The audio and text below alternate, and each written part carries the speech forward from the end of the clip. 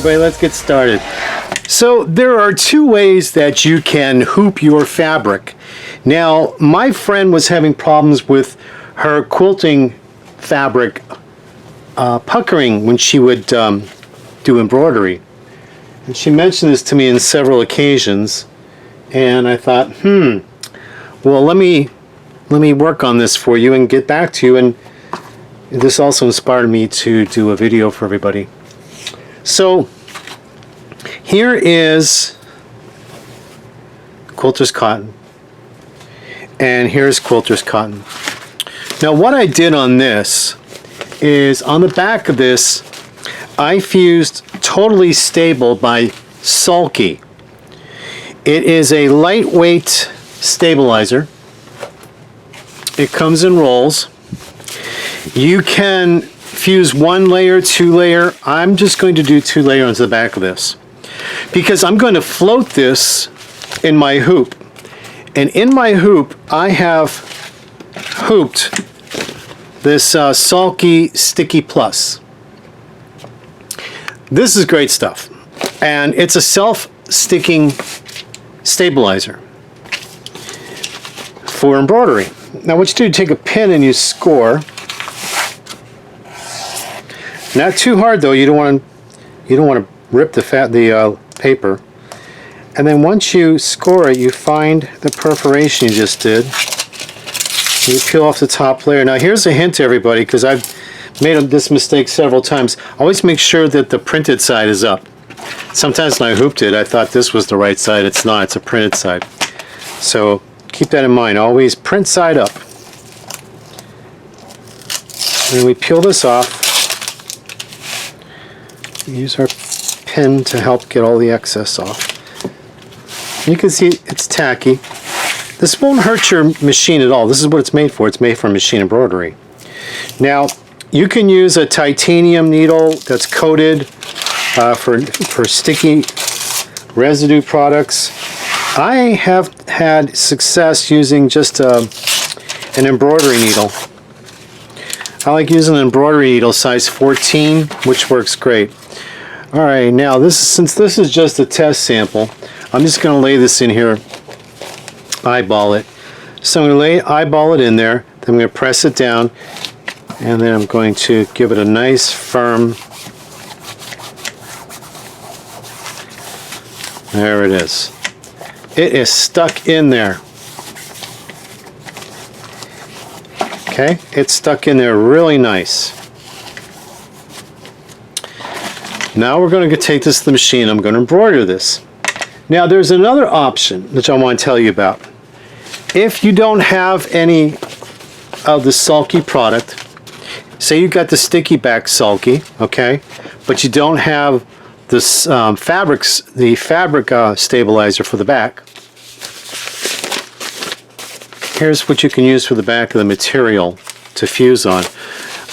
I found that you can use,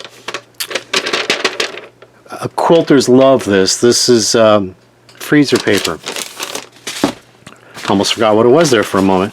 It's freezer paper, and you can fuse that to the back of the fabric. So after we stitch this out, I'm going to stitch this out and we'll see if there's any difference. Okay, so let's get this over to the machine and let's sew it out. Okay, and here's the monogram design I decided to do. I had this in my stash. I have so many embroidery designs, guys, that I've collected through the years, and they are in my folders, my hard drive, but I don't have the brand company name really where they're from. So I know you're going to ask me where I get this from, but I'm sure some of you out there know what this will be. So after I stitch it out, please comment below and let somebody know who made this, okay? All right, so here I go. I'm going to sew this out. So I'm going to be using my Janome MC9900. And what I'm going to be using for the needle, let me show you. I'm going to be using the Janome red tip needle. Now, a lot of you newbies, when you're on the sewing groups and they tell you, oh, use a red tip needle, use a blue tip needle. The thing about Janome is they don't tell you on the package what type of needle it is. Like, for example, if you look at this brand of needles. It tells you what it is. It says it's a top stitch. Now, I discussed this many times in my videos.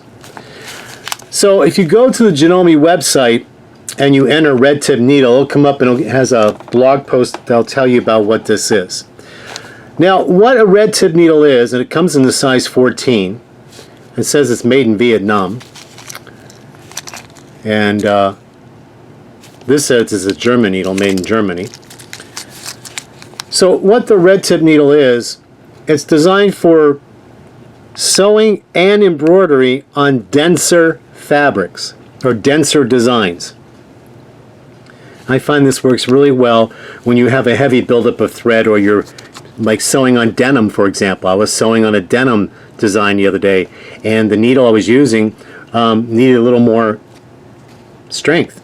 So I used the red tip needle. So the red tip needle is for regular sewing and embroidery, for a little heavier fabrics or for dense embroidery designs. Okay? For all you newbies, just so you know. Alright, and to start out, I'm going to use my Sulky thread. This is a rayon. It's 40 weight. It's by Sulky. This is what I'm going to use. Calls for brass, but I'm going to use this color. It's kind of like an olive color. And then I'll let you see a little bit of me sewing this out, and then we'll go from there, okay? Now here's a bonus tip for everybody. You're going to love this. This works great for the Janome machines. I'm telling you, because the Janome, the way Janome has their machine set up here, it has this little bar. And what I did was, I took a piece of felt and I folded it and sewed it, made like a sleeve, like a sock. And I put it over this metal bar. Why do I do that? So I can use silicone. I spread a little silicone on here, and I got one of these little applicator bottles. I found this online. I Google everything, guys. So when you ask me questions like, where did you get this? Where do you get that? I Google everything. And I'm going to tell you something. When I say Google, I mean I use Google. I don't use Bing. I don't use those other search engines. I use Google. And you know why? Because Google seems to have the widest knowledge, I'm going to call it knowledge, of information to find at your fingertips. I was watching a lady friend of mine. She said, I've been trying to Google what you tell me, and I can't find nothing. And she came in to get her hair done, and she brought her laptop with her. And I said, well, thank God you're on your laptop, because some people can't find nothing on their cell phones. I always tell everybody, use a real computer, a laptop, a desktop. But she wasn't on Chrome with Google. She was on her Apple phone and using something else. I don't know whatever the Apple search engine is. And the same things were not coming up like they did for Google for me. So I don't have affiliate links, guys. So when I tell you I search Google, and I want you to search Google also, you'll find everything you need. For example, the next thing you're going to ask me is, where do I buy the silicone? Well, the silicone I get from any industrial sewing machine supplier. And you can find an industrial sewing machine supplier. How? By doing a Google search. If you can't, go to your store and you could buy this Sewer's Aid. This has been around forever. You could buy Sewer's Aid. This is much thicker. The silicone that I use is very thin. This is much thicker. They both will work, but I prefer one, I prefer both, but I like the thinner one a little bit better. All right, so now that I have this loaded up, let's start to embroider.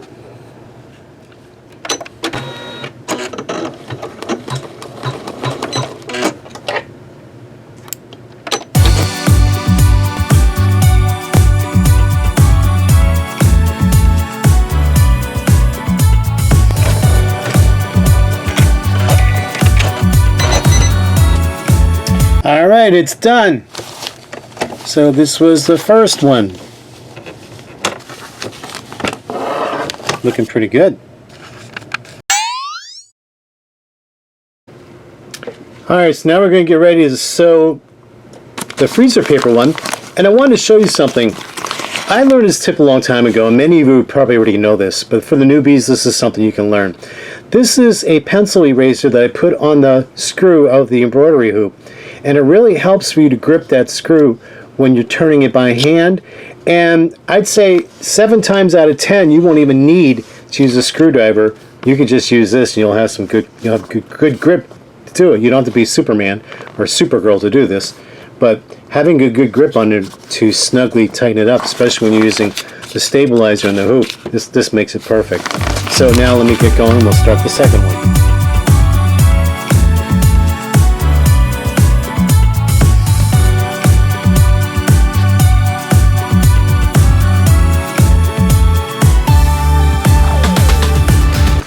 I ran out of the Madeira I was using, and now I'm going with the sulky. These small spools, when they give you samples to test out, they're never enough. You need the bigger spools. So here's another bonus tip for you guys. When you buy thread, buy it in the bigger spools. This spool or something even bigger like this here,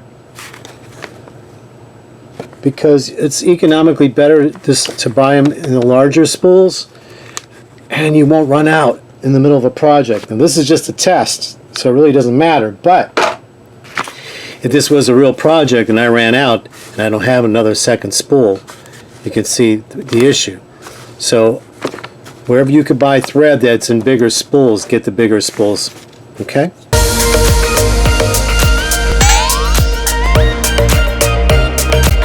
Okay, here's another bonus tip I want to give you guys. You can see a little white dot here, a little white thread from the bottom.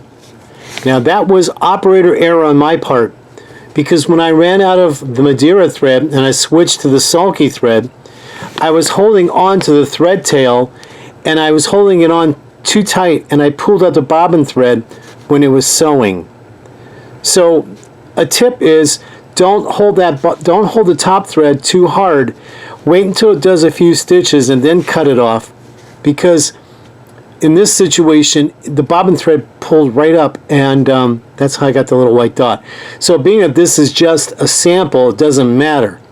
But if you were doing this for a gift or for commission, if you were commissioned, this is a no-no.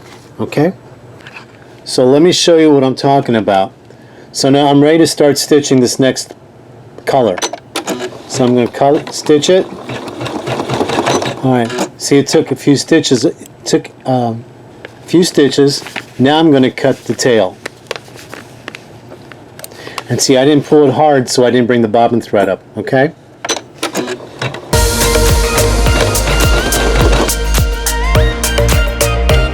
Okay, I just changed thread. So I want to show you again what I was talking about before. Now I'm going to start sewing. If you notice, I'm lightly holding this thread. I'm not pulling it hard. When I did it last time, I don't know why I pulled it. I know better. But I made a mistake, and it's good because I showed you so you don't make that mistake.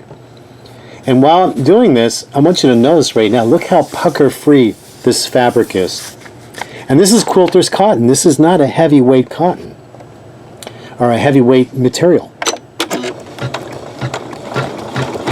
Okay, took a few stitches. Now I'll raise this, and I'll get my thread out under there. There it is. And I'll do my trimming.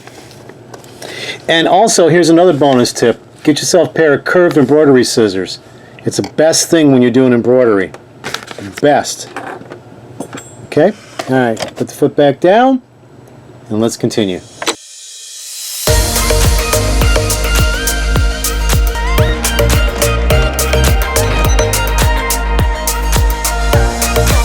And it's done.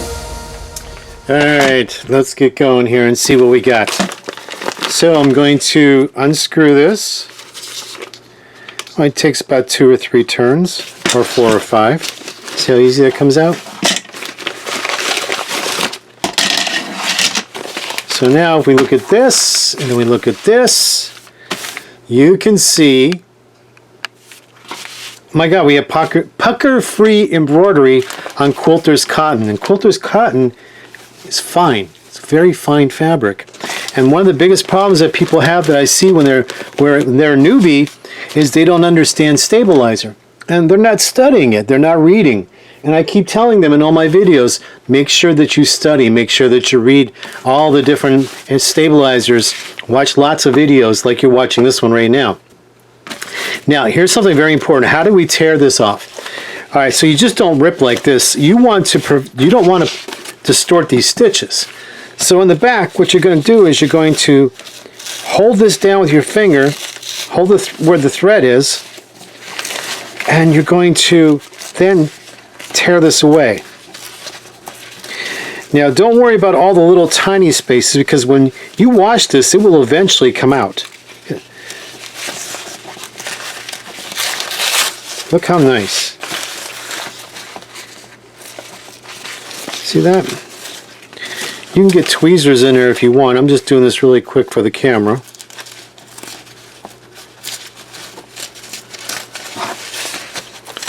But all the little spaces in there, you can take your time and get a pair of tweezers. Or you can just wait until it washes away.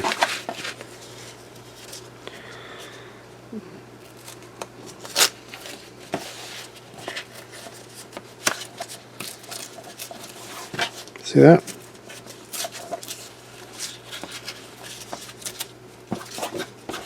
Okay. Look at that. How beautiful is that? Now this one was stitched with the Totally Stable by Sulky. It was ironed on the back. Now I do want to explain something about ironing. When you iron, this is ironing like this. This is pressing, lifting and putting down. I find this better to iron. Okay? First thing you want to do though is you want to really iron your fabric. If you want to put a light coating of starch on your fabric, that would be great. Okay? And then you got to make sure this fabric is totally dry, guys. Don't do this when it's damp. Then you put this on. And here's another hint. If you're using a commercial steam generator iron, do not use the Teflon non-stick sole plate, with the one with the let me show you.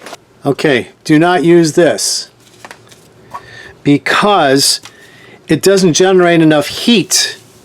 What this is good for is if you're ironing fabrics and you're using steam, or you're ironing without steam. You know how sometimes some fabrics will get a shiny impression on it, and that's what you use this for. This cover for commercial irons and for home iron. That's what this is good for, okay? But don't use it when you're going to iron stabilizer onto the back of your fabrics, because it doesn't work. One time I was trying to iron this on and it wasn't working, so I called my friend at Sulky and I said to her, I said, Patty Lee, I need your help. She goes, Christopher, what's going on? What are you doing? She says, haven't talked to you in a while. I said, hey, how you doing, girl? And I said, I can't get this to stick. I think I don't know what's wrong with the product. And she goes, we went through a whole list of everything. She goes, what about your iron? I said, what about my iron? And I never thought of it. And when she explained to me, she says, try a different iron. So I didn't use my steam generator. I used a home iron, and it ironed on and fused beautifully. And then I realized, it's this. So I called her back and told her what my problem was, and she says, there you go. You see, that was an operator error on my part, okay? But it was a learning experience, and now I'm passing that on to you guys. All right, so what I do after you iron that onto the back of this, then like I said, you're going to hoop your fabric with this Sulky Sticky Plus. I'm telling you guys, you've got to use this. This is, I'm down, this is the last of everything I have. I'm really down the wire on everything. I use so much of this, and I'm using samples all the time and getting ready for more videos for you all. And this is a really great product. And as you can see, when it was sewing out, it didn't have any problem sewing out. No problem at all sewing out. All right, so that was this one. Okay, now let's just say that you ran out of Totally Stable, as I told you in the beginning, and you needed a substitute. Well, the substitute was freezer paper. This is what quilters use. Quilters use this for quilting, to transfer designs and stuff. Okay, so now I still use the sticky stabilizer. I still hoop that, but the freezer paper was fused onto the back of the fabric. And that comes off easy, see? That does come off very easily. So you can do the same thing with this. You're going to peel all this off. You could do one layer at a time unless it all comes off pretty easy. So let me start with the first layer.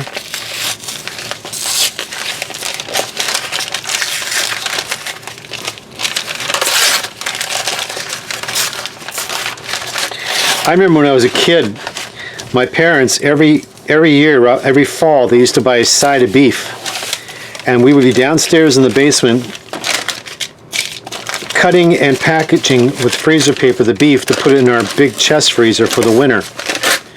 Up north, you got to prep for the winter time. My mom was a farmer, and she grew up on a farm, so she always was prepping for the winter time.